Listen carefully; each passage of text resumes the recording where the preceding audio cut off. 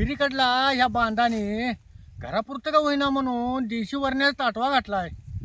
मग आता त्याच्या जून बघून जर कालवणापुरते शेंगा गावतात का बघतो. हे असं ह्या वरण्याला असं शेंगा तुरुंब लागतात. हे असं तुरुंब वरबाडून घ्यायचं नाहीत.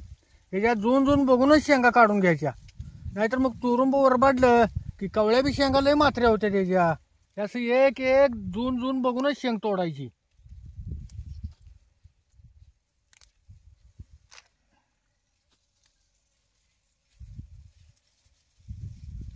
आता हे प्रत्येक तुरुंब्यात एक दोन शेंगच तोडाय आल्या बघा.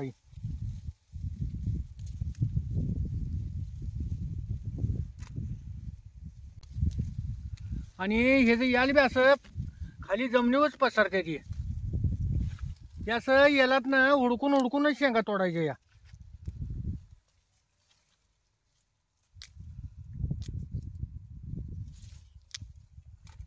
आणि ही पडसर जाग्यात हिरीकडला बांधाव ताटवा घातला आहे. त्याने ह्याला काय तार काठी बी केलं नाही. आणि ह्या ताटव्याकडला ही वांगी आहेत. ही वांगी याला झाडावर बी यायला चढलेत बघा. ही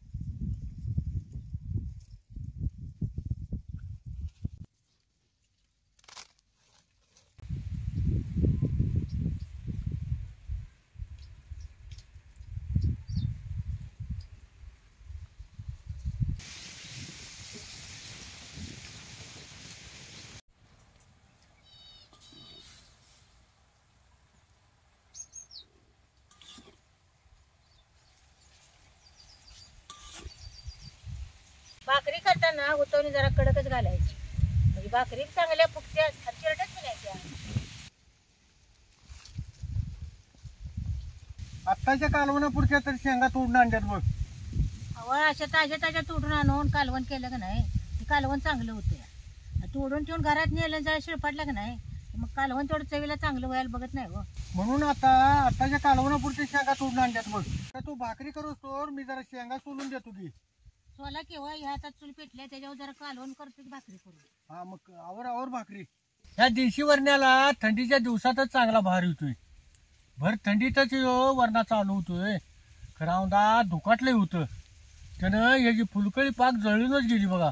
आणि त्या धुकटानं ह्याला जरा औंदा स्वाड कमीच आहे. आपल्या घरापुरतं का असं ना जरा निघते आपलं तेवढं कालवणापुरतं. आता देशी वरण्याच कालवण चवी लागते तसं बंदरी वरण्याच कालवण चवीला लागत नाही. आता भाकरी झाली त्या ह्याच तव्यात जरा शेंगदाणा जर पावटं भाजून घेते. आता हे पावटं कसं हिरवगार कवळं लुसलुशीत आहेत बघा. हे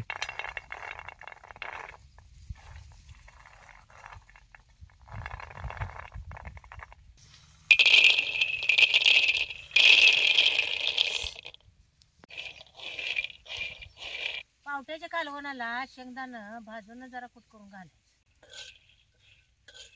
असं डाग पडोसतोवर शेंगदाणा भाजून घ्यायचं चढ. आता भाजल्याच काढून घेतो. या तापलेल्या तव्यातच जरा पावटा भाजून घेतो.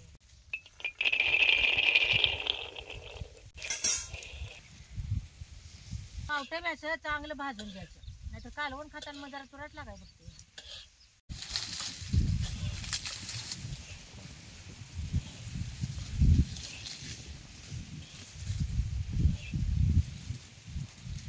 रानातल्या आता उस गेल्यात आणि वारं बी लय सुटलंय. त्यानं पाला आता बघा ते रानभर इस काढतोय.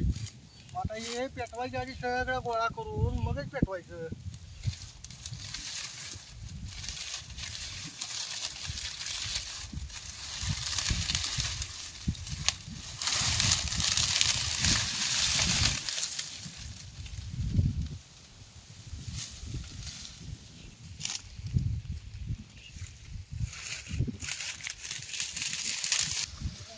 असं डाग पडतो तवर पावटं भाजून घ्यायचं.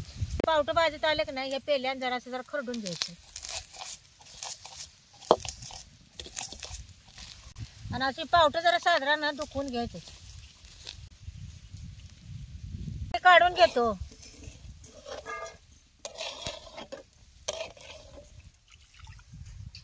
आता कालवण करायला जरा कढई ठेवतो. आता या पावट्यावरच एक पळी चटणी टाकायची. आता कढई गरम झाली आहे, जरा तेल ओततो.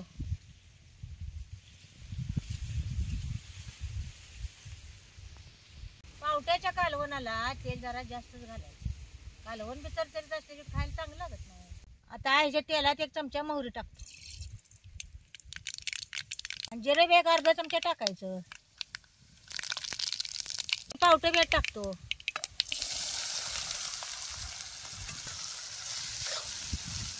पावटे बी तेला चांगलं असं हलवर करून घ्यायचं.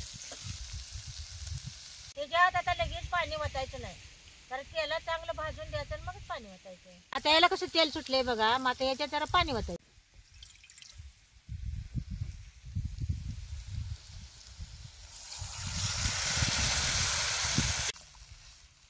आता ही पावट्याच कालवण जरा पातळच करायचं म्हणून जरा पाणी घालणार आहे.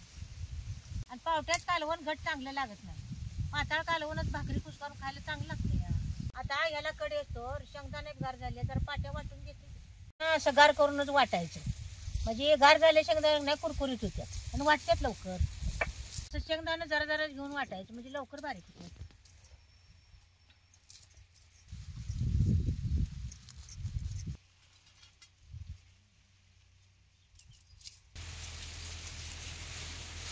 ते पाट्या वाटलेलं कोट आता या कालवणात घालतो.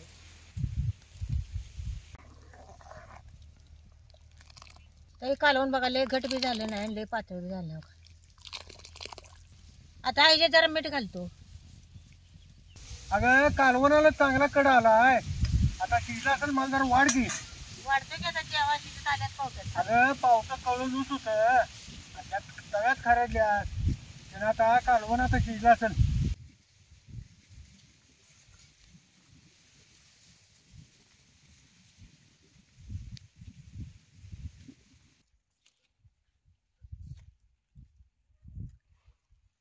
आता उसात जरा वावरी कोथमीर उगवल्या जरा नेते का पुढे.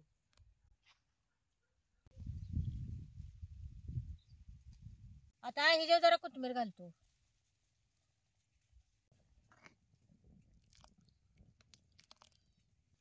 आता ह्याच्यावर जरा कालवण घाल. हा इकडे ना घालतो.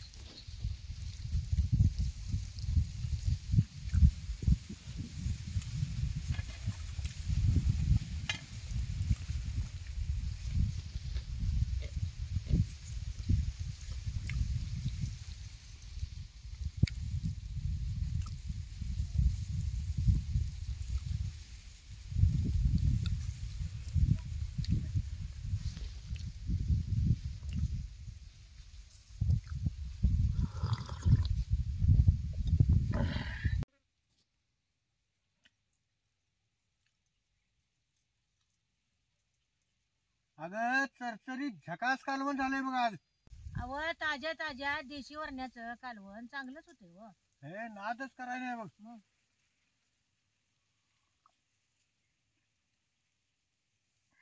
रानातल्या कुठल्या बी ताज्या ताज्या माळव्या कालवणाला चव चांगलीच येत्या. त्यात चुलीव केला असा तर एखादी भाकरी जास्त जात्या.